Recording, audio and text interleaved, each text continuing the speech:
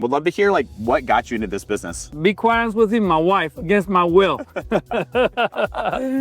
that being said, I want to believe I'm the first one in the United States that made a mobile drink unit. I was a general sales manager, and I live in Houston. Yeah. But they offered me a position as a general sales manager at Bus Post Motors in Arlington, Texas. Yeah. So the game plan is I was going to have my 4 children and my wife come join me in Arlington because I had a promotion. 2 weeks later, unfortunately, my mom had a brain aneurysm, and my wife and my 4 children had to stay behind taking care of my mother. On the weekends, I come visit my 4 children and my wife, and she took me to Chinatown, and she took me to this place where they sell bubble tea with tapioca. And then she got all excited. I said, yeah, the drink is pretty good, but you know, what are you trying to get at, Martha? And she said, well, I like to have a business just like this. I said, I'm not going to do a brick and mortar store because you have employees, you have headaches. I don't want to go through all that.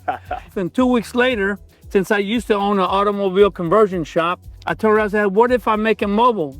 So I developed one. It took me about a year to build it out. Once I build it out, she starts working. Then at the first, second, third day, I see the money that Martha was bringing in. I said, you know what? This is a business. And then I went head in first, and I quit my job, and I just lived off of mobile smoothie vans. I want to talk to the audience that they may be on the fence about leaving their jobs, but they're like, you know what? I'm making money. I don't want to take that leap of faith. What advice would you have for them? All my life, I've been an entrepreneur. I've been a business person.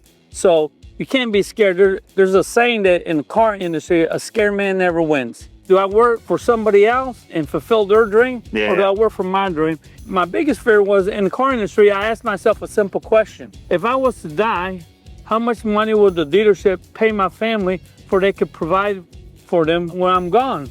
And the answer was 0. Interesting. And I turned around and said, if I build a business, God forbid something was to happen to me, I have a safety net for my 4 children and my wife.